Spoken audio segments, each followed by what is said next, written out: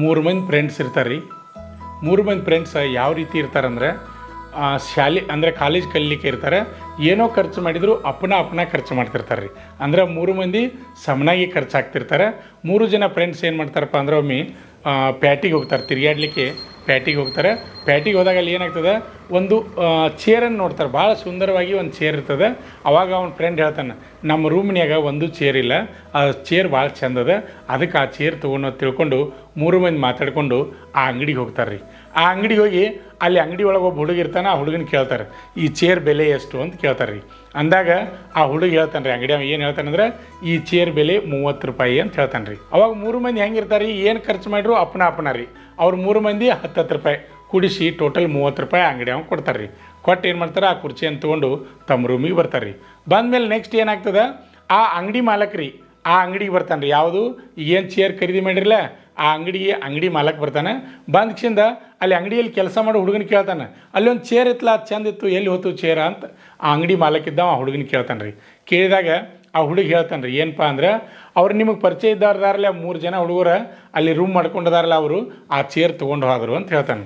ಹೇಳಿದಾಗ ಅವಾಗ ಮಾಲಕ್ ಕೇಳ್ತಾನೆ, ಆ ಚೇರ್ ನೀ ಎಷ್ಟಕ್ಕೆ ಮಾರಿದಿ ಅಂತಾನೆ ರೀ. ಅಂದಾಗ ಆ ಹುಡುಗ ಹೇಳ್ತಾನೆ ರೀ, ಅಂಗಡಿ ಒಳಗಿದ್ದಂಥ ಹುಡುಗ, ನಾ ಅದನ್ನು 30 ರೂಪಾಯಿಗೆ ಮಾರಿದೆ ಅಂತಾನೆ. ಅಂದಾಗ ಅಂಗಡಿ ಮಾಲಕ್ ಹೇಳ್ತಾನೆ ರೀ, ಏನಂದರೆ, ಪಾಪ 3 ಜನ ಹುಡುಗರು ಬಡತನ ಹುಡುಗರ್ದವು, ಕಲಿಯಾಕೆ ಬಂದವು, ಅದ್ರ ರೇಟ 30 ರೂಪಾಯಿ ಅಲ್ಲ 25 ರೂಪಾಯಿ ಐತಿ. ಅದಕ್ಕೆ ನೀ ಏನು ಮಾಡ್ಬೇಕಂದ್ರೆ 5 ರೂಪಾಯಿ ಅವ್ರಿಗೆ ವಾಪಸ್ ಹೋಗಿ ಕೊಡು ಅಂತ ಹೇಳ್ತಾನೆ ಮಾಲಕ್.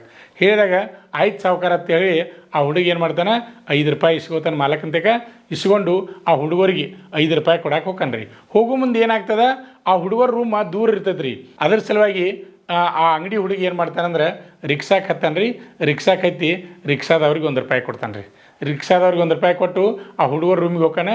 ಹೋಗಿಸಿಂದ ಅಲ್ಲಿ ಹೇಳ್ತಾನೆ, ನೋಡಿರಿ ನನಗೆ ರೇಟ್ ಗೊತ್ತಿದ್ರಿಕಿಲ್ಲ, 30 ರೂಪಾಯಿ ಅಂತ ನಾನು ನಿಮ್ಗೆ ಹೇಳಿದೆ, ಮಾಲಕರು ಹೇಳಿದ್ರು ಅದಕ್ಕೆ 25 ರೂಪಾಯಿ ಐತಿ, ಅದಕ್ಕೆ 5 ರೂಪಾಯಿ ವಾಪಸ್ ಕೊಟ್ಟು ಬಾ ಅಂತ ಹೇಳ್ಯಾರಿ. ಅದಕ್ಕೆ ನಿಮ್ಮ ರೂಮ್ ದೂರ ಇರೋದ್ರಿಂದ ನಾ ಏನಪ್ಪ ಅಂದ್ರೆ, ಬರೋ ಮುಂದೆ ರಿಕ್ಷಾಕ್ಕೆ 1 ರೂಪಾಯಿ ಕೊಟ್ಟು ಬಂದೀನಿ, ಆಮೇಲೆ ಹೋಗು ಮುಂದೆ ರಿಕ್ಷಾಕ್ಕೆ ಕೊಡಕ್ಕೆ ನನಗೆ 1 ರೂಪಾಯಿ ಬೇಕು. ಅದಕ್ಕೆ ಇನ್ನು ಎಷ್ಟು ಉಳಿತಾವ್ರಿ, 5 ರೂಪಾಯಿದಾಗ 2 ರೂಪಾಯಿ ಹೋತಂದ್ರೆ 3 ರೂಪಾಯಿ ಉಳಿತಾವೆ, 3 ರೂಪಾಯಿ ತಗೋರಿ ಅಂತ ಹೇಳಿಸಿಂದ ಅವ್ರ ಕೈಯಾಗ ಕೊಡ್ತಾನೆ ರೀ. ಕೊಟ್ಟಿಸಿಂದ ಆ ಹುಡುಗ ಬಂದುಬಿಡ್ತಾನೆ. ಬಂದಮೇಲೆ ಏನಾಗ್ತದೆ, ಆ 3 ರೂಪಾಯಿ ಅವ್ರು 3 ಜನ ಫ್ರೆಂಡ್ಸ್ ಏನು ಮಾಡ್ತಿರ್ತಾರೆ, ಪ್ರತಿ ಏನೋ ಮಾಡಿದ್ರು ಅಪ್ಪನ ರೀ ಖರ್ಚು ಮಾಡ್ತಿರ್ತಾರೆ. ಮೊದಲು 10 ರೂಪಾಯಿ ಕೂಡಿಸಿ 30 ರೂಪಾಯಿ ಕೊಟ್ಟಿರ್ತಾರೆ ರೀ. ಈಗ 3 ರೂಪಾಯಿ ಆ ಹುಡುಗ ವಾಪಸ್ ತಂದು ಕೊಟ್ಟ ಮೇಲೆ ಅವ್ರು ಏನು ಮಾಡ್ತಾರೆ ಅಂದ್ರೆ, 3 ಮಂದಿ 1 ರೂಪಾಯಿ ಇಟ್ಕೋತಾರೆ ರೀ. 3 ಮಂದಿ 1 ರೂಪಾಯಿ ತೊಗೊಂಡಾಗ ಮೊದಲು 10 ರೂಪಾಯಿ ಕೊಟ್ಟಿರಿ, ಈಗ 1 ರೂಪಾಯಿ ವಾಪಸ್ ಬರ್ತಂದ್ರೆ ಏಟಾತ್ರಿ, ಮನುಷ್ಯಾಗ 9 ರೂಪಾಯಿ ಬಿತ್ತು ರೀ. ಹಾಗಾದರೆ ನೋಡ್ರಿ ಲೆಕ್ಕ, 9 ಮೂರಲೆ 3 ಮಂದಿದ್ದು ನೋಡ್ರಿ, 9 ರೂಪಾಯಿ ಬಿತ್ತರೆ 3 ಮಂದಿದು ಏನಾಯ್ತು, 9 ಮೂರಲೆ 27 ರೂಪಾಯಿ ಆಯ್ತು ರೀ. ಆಮೇಲೆ ರಿಕ್ಷಾಕ್ಕೆ ಹೋಗಿ 1 ರೂಪಾಯಿ ಬರ್ತು 1 ರೂಪಾಯಿ ಅಂದಾರ ರೀ. ಅದು 2 ರೂಪಾಯಿ, 27 + 2 ಅಂದ್ರೆ ಎಷ್ಟು ಆಯ್ತು ರೀ, 29 ರೂಪಾಯಿ ಆಯ್ತು ರೀ. ಹಾಗಾದರೆ ಇನ್ನೊಂದು ರೂಪಾಯಿ ಎಲ್ಲಿ ಹೋತ್ರಿ ನೋಡಿರಿ. ಇದು ಲೆಕ್ಕನ ಲಕ್ಷ ಕೊಟ್ಟು ನೀವು ಕೇಳಿ ಇದಕ್ಕೆ ಕಮೆಂಟ್ ಮೂಲಕ ನೀವು ಏನು ಮಾಡ್ಬೇಕಂದ್ರೆ ಆನ್ಸರನ್ನು ಮಾಡಬೇಕು. ಆ 1 ರೂಪಾಯಿ ಎಲ್ಲಿ ಹೋತು ಅನ್ನೋದನ್ನು ನೀವು ಆನ್ಸರ್ ಮಾಡಬೇಕು. ಲೆಕ್ಕ ಪೂರ್ತಿ ಫಸ್ಟ್ದಿಂದ ಪೂರ್ಣ ಮತ್ತೊಂದು ಸಲ ಕೇಳಿರಿ. ಕೇಳಿಸಿಂದ ಏನು ಮಾಡಿರಪ್ಪ ಅಂದ್ರೆ, ಆ 1 ರೂಪಾಯಿ ಎಲ್ಲಿ ಹೋತು ಅನ್ನೋದನ್ನು ಹೇಳಬೇಕು.